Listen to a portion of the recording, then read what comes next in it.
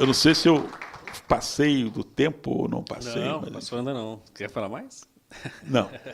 Agora eu já falei muito. Agora eu Agradecendo demais a sua erudição, a sua capacidade de síntese e pedindo desculpas aqui que eu não apresentei. Eu falei tanto que ia pegar seu currículo antes e acabei não apresentando. O professor João Antônio de Paula é graduado em Ciências Econômicas pela Universidade Federal de Minas, mestre em Economia pela Unicamp e doutor em História Econômica pela USP. É professor titular do Departamento de Ciências Econômicas do CEDEPLAR. Foi pró-reitor de Planejamento e Desenvolvimento e pró-reitor de Extensão da UFMG.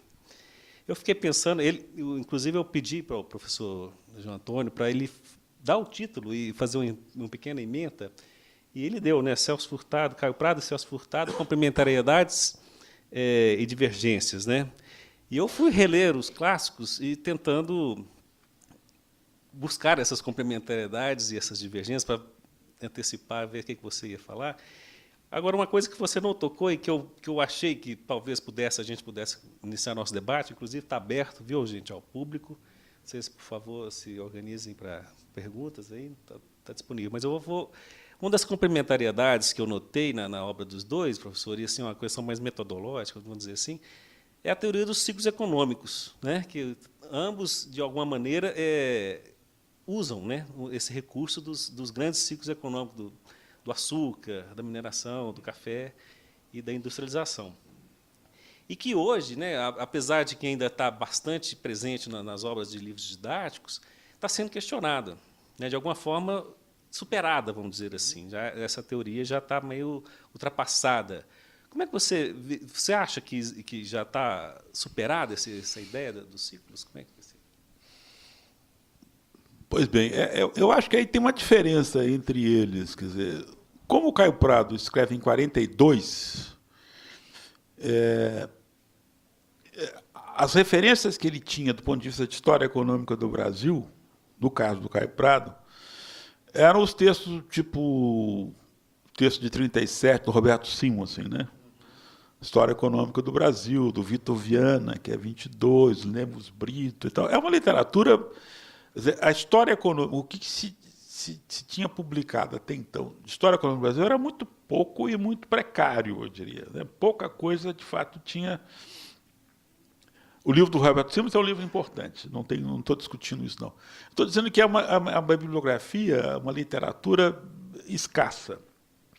Então, no caso do Caio Prado, ele teve um pouco que inventar, ele teve que... E uma das referências de todos eles é o livro do João Lúcio Azevedo, Épocas de Portugal Econômico, que é onde aparece essa ideia do ciclo. Só que ele não fala em ciclo, ele fala em idade, né? A idade do ouro, a idade no caso de Portugal, Épocas de Portugal Econômico, e no caso de Portugal tem uma parte que tem a ver com o Brasil, né? A época da pimenta, que ele está falando lá da Índia, etc. Então, essa ideia de ciclos que você mencionou, ela vem através do João Lúcio Azevedo, é apropriada completamente pelo Roberto Simons e fica. Eu acho que não acho que acredito, não vejo isso como sendo algo que o Caio Prado e o Celso Furtado têm, porque eles falam de economia. Quando o Celso Furtado fala, ele fala de economia nordestina, que é o açúcar, mas é também a subsistência, é o algodão, é a pecuária, né, suas atividades artesanais. Né? A mesma coisa vale para o Caio Prado. Ele está falando do complexo da grande lavoura, a grande lavoura e os complexos de subsistência, de mandioca, de feijão, etc., que estão articulados à grande lavoura, à grande propriedade. Né? Então, eu diria que esses dois autores foram além daquilo que o Roberto Simons tinha feito no livro dele, de 37. Eles têm uma visão mais contemporânea a respeito, porque eles não falam de ciclos, falam de a economia nordestina, a economia mineratória, a economia do sul, do extremo sul, que combina pecuária com a produção agrícola de unidades familiares. Eu acho que seja no Caio, seja no Celso Furtado, há uma visão da economia brasileira muito mais complexa, mais articulada do que a ideia do ciclo. Porque a ideia do ciclo é como se fosse uma coisa... tem um açúcar, começa o açúcar, ele tem um auge, depois desaparece. E aí some, né? Aí aparece o ouro, faz assim também, é uma curva, né? Depois vem o café. Não é assim que o Celso Furtado pensa. Ele pensa o açúcar como um elemento dinâmico, mas pensa todo o conjunto de atividades que estão, de alguma maneira, articuladas, subordinadas, muitas vezes, à atividade principal, que é a atividade açucareira. No caso de Minas Gerais, é a mesma coisa. É claro que Minas Gerais é uma economia centralmente no século XVIII mineratória, ouro, diamante, mas é uma economia muito diversa. Você tem uma pecuária que é muito diversa, a pecuária sertaneja da pecuária do sul de Minas. O Caio Prado não fala disso, né? Ele estabelece nuances importantes entre a pecuária do sul de Minas e a pecuária do norte de Minas, a pecuária sertaneja, entre atividades manufatureiras, artesanais, atividades agrícolas, de produção de alimentos, de produção de matérias-primas. Então, eu acho que, ainda que... Enfim, o texto é um texto da sua época, ele não pode ultrapassar aquilo que o Lucian Febvre chamava de utensilagem mental, né? Quer dizer, há um conjunto de conceitos que você não pode ter, porque não havia, né? Seria um anacronismo puro, sem imaginar que em 42 ele pudesse sacar coisas que só hoje a gente descobre, ou descobriu e tal. Mas, de todo modo, eu acho que é um texto que é um avanço considerável em relação a tudo que havia antes, em vários aspectos. O mais importante, no caso do Caio Prado, é a ideia da articulação da economia brasileira, a economia colonial, com a economia metropolitana. A ideia que ele chama de o sentido da colonização, né? Como é que o Brasil participou como um apêndice do processo que o Marx chamou de acumulação primitiva de capital. O que não significa dizer que a economia brasileira internamente não tivesse especificidades, tivesse dinamismo, tivesse capacidade de produção.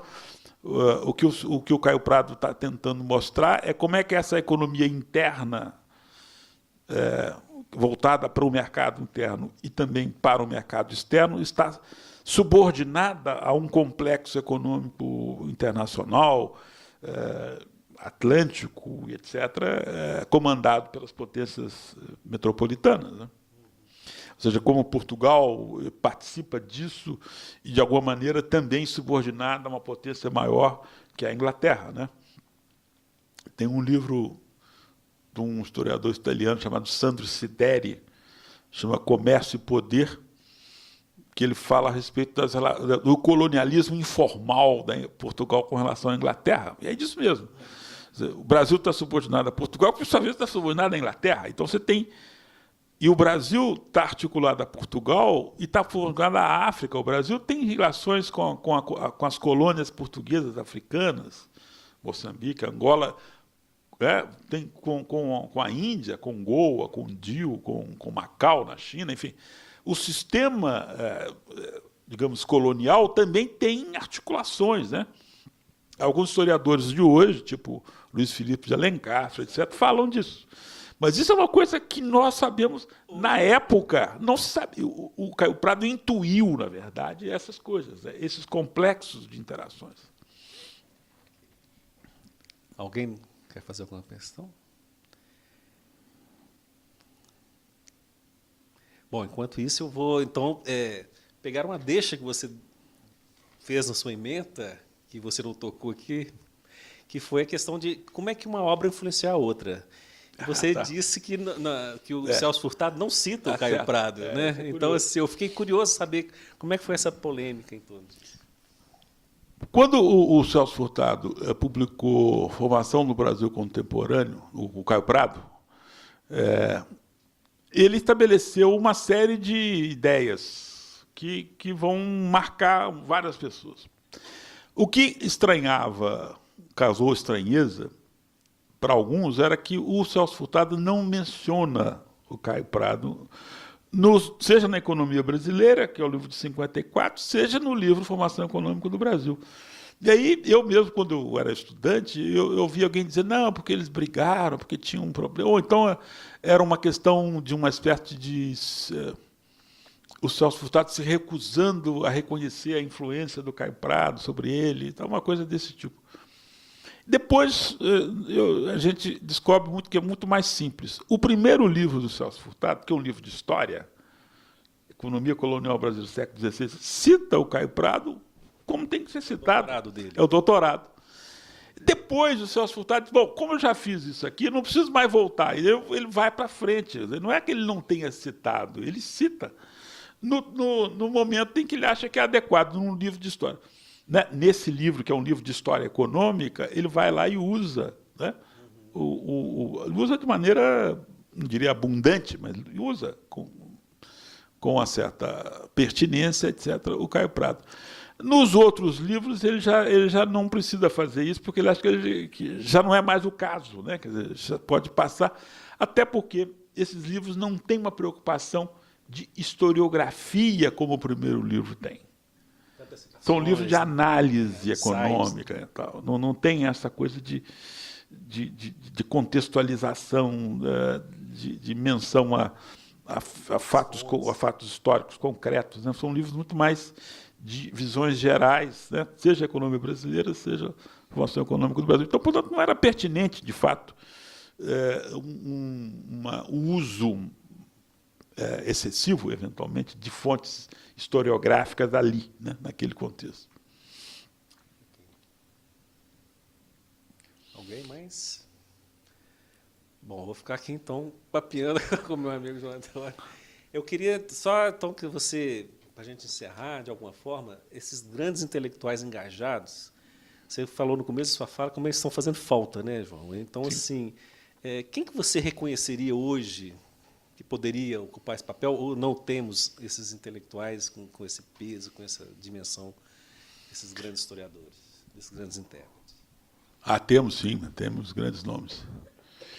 Eu acho que o que mudou foi a relação entre o intelectual público e a vida política brasileira, né?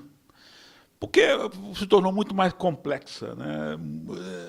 Você tem a universidade, você tem uma vida cultural muito mais diversificada, muito mais ampla, e muito mais segmentada, muito mais especializada, né? Eu falei aqui do Caio Prado. O Caio Prado tem uma obra em geografia importante, em história importante, em economia importante, em filosofia importante. Quem é que pode hoje, com o grau de especialização, se colocar desse ponto de vista tão amplo, tão pertinente? Era uma época, né, onde era possível alguém, um indivíduo capaz de dominar várias coisas e ser, de fato, proficiente naquelas áreas. O Celso Furtado, que é um historiador, um economista, um sociólogo, pelo menos nessas três áreas, ele tem contribuições muito importantes, mas ele também tem uma visão importante no campo da filosofia. Ele é diria que é um filósofo, mas ele pensa as categorias do ponto de vista filosófico. Ou seja, nós estamos falando de uma época em que o sistema intelectual brasileiro permitia que alguém pudesse ter essa amplitude, isso fosse considerado uma coisa legítima. Ninguém diria, não, esse cara é um diletante, é não sei o quê. Não. Hoje em dia, o que aconteceu foi que você segmentou. Então, por exemplo, uma das pessoas que eu mais admiro hoje é um antropólogo chamado Eduardo Viveiro de Castro, que é um sujeito que escreve sobre antropologia indígena, escreve sobre os índios da Amazônia. Eu acho é um dos homens mais lúcidos que o Brasil tem hoje, mas ele tá falando sobre o Brasil, só que ele fala de um ponto de vista que não chega à grande massa da população. Ele está falando a respeito de coisas tão importantes, tão fundamentais, quanto o Celso Furtado falava, quanto o Caio Prado falava, só que é um antropólogo e ele se recusa a sair desse campo. Ele diz, eu sou um antropólogo, eu sou um etnólogo, eu vou falar daqui. Né? Então, acaba que circunscreve Provavelmente muita gente nunca ouviu falar do Eduardo. Recomendo vivamente que tentem saber quem que é Eduardo Vieira de Castro. Viveiros de Castro. Um outro sujeito que eu acho que tem esse já é mais conhecido, chama Vladimir Safatli, que é um filósofo, um jornalista, escreve semanalmente nos jornais e tal. É um homem de uma lucidez fulgurante. Além de ser um filósofo, é um psicanalista, é um músico e tal. Mas também é mais público porque tem uma coluna no jornal, então as pessoas o leem. Mas é preciso ler a obra dele para além do jornalismo, né? É um intelectual público da maior qualidade. Enfim, eu estou citando esses dois nomes para dizer que existem, sim, pessoas absolutamente fundamentais que estão vivendo e refletindo sobre o nosso momento e nos oferecendo contribuições muito relevantes. O problema é que o nosso sistema intelectual se transformou, ele ficou muito à moda contemporânea, muito especializado, muito fragmentado, para o bem e para o mal. Meu nome é Vera Lúcia, eu trabalho na Escola do Legislativo, e pegando um pouco o gancho disso que você falou agora há pouco, essa segmentação, essa especialização que às vezes não permite às pessoas hoje saírem, né, desse canto em que ela está, para pensar o Brasil de uma forma mais ampla. Eu me lembrei de uma coisa que me faz refletir muito quando leio esses autores, esses nossos grandes pensadores, né, que não estão mais conosco fisicamente, mas que estão aí com seu legado, na seguinte perspectiva. Fica muito claro, para mim, o peso ideológico e a clareza da ideologia, do pensamento de todos eles. O que não acontece muito hoje em dia, quando eu leio esses mesmos autores que, no canto onde estão falando sobre o Brasil. Que impacto você acha que isso tem, na verdade, hoje, para a nossa análise atual, trazendo para os dias de hoje o pensamento dessas pessoas, né, e tentando entender esse pensamento na nossa realidade? Eu concordo com você. Eu acho que eu traduziria o que você está dizendo da seguinte maneira. Eu acho que esses autores, esses pensadores contemporâneos, que são muito bons, são muito bem formados, são muito... Esse Eduardo Vieira de Castro que eu falei aqui antes de morrer, o Lévi-Strauss disse: esse é o maior antropólogo vivo. E ele estava vivo. Então, ele estava dizendo que o Eduardo Vieira de Castro era maior do que ele, né? O que não é pouca coisa. Eu acho que tem isso. São pessoas extremamente bem formadas, cultas, etc. O que eu acho que eles... Qual que é o problema deles em relação a esses das gerações anteriores? Eu acho que falta a eles um certo sentido de urgência, um certo sentido de responsabilidade que esses autores antigos tinham, né? É como se aquilo dissesse respeito a eles de forma visceral. Quer dizer, é preciso fazer alguma coisa, é preciso dizer alguma coisa, é preciso agir. Não só porque o que eu sei me permite dizer coisas sobre o mundo, mas porque eu estou mobilizado de maneira total com aquilo, né? Eu acho que a grande diferença entre esses autores do passado e os grandes autores de hoje é que esses autores do passado tinham uma espécie de uma adesão, né, um compromisso com a história, com o processo histórico, que ia além de qualquer especialização, qualquer compartimentalização. São pessoas que fizeram da inteligência, né, das ideias, um compromisso com a realidade e com a transformação dessa realidade, né?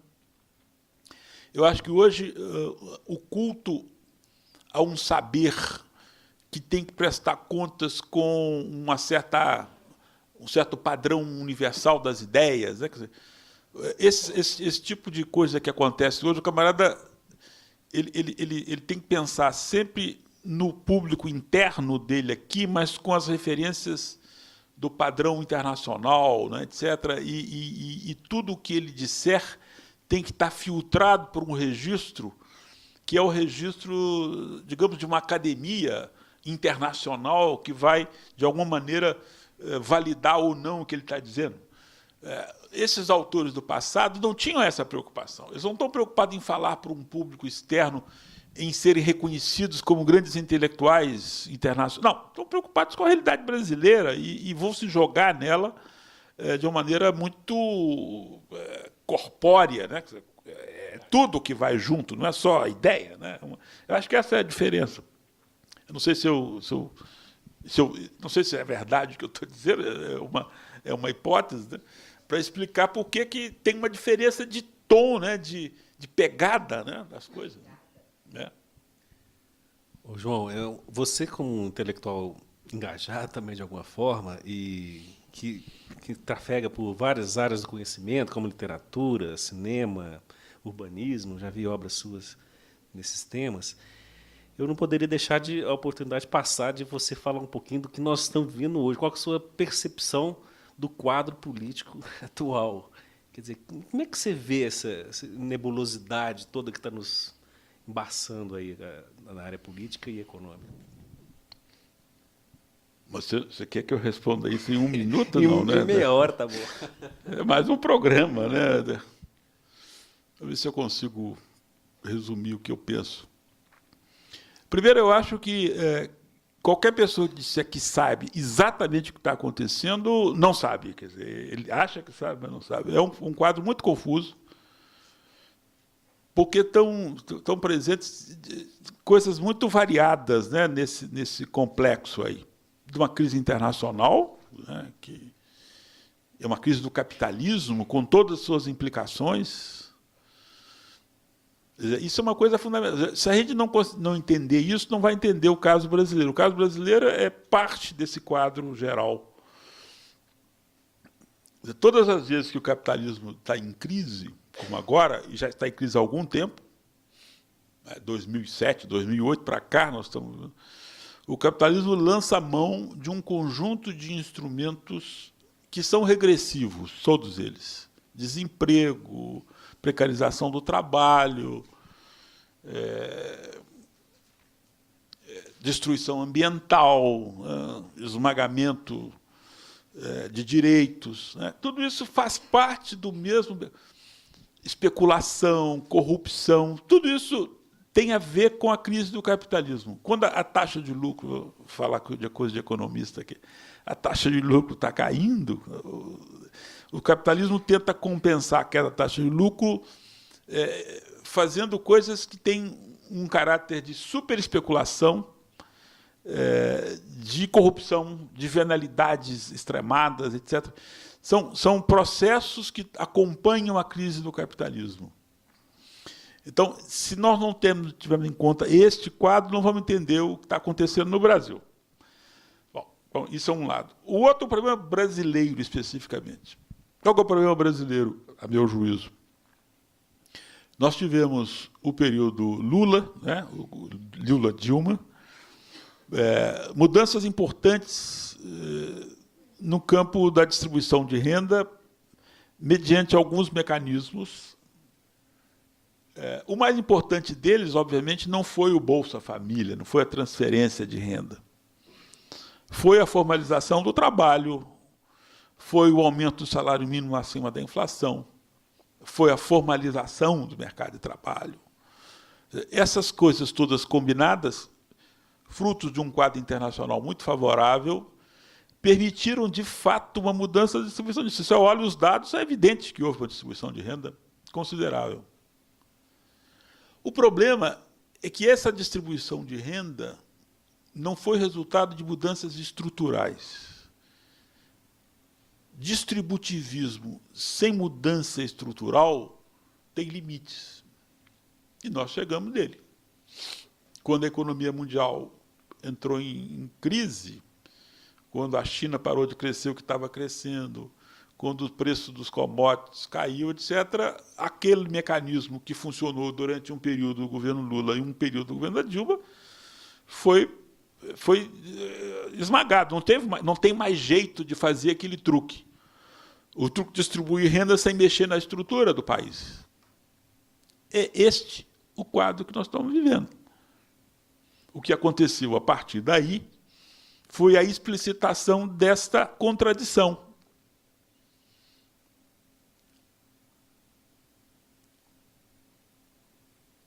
Esse modelo não dá mais, não dá, esse truque não pode ser feito mais.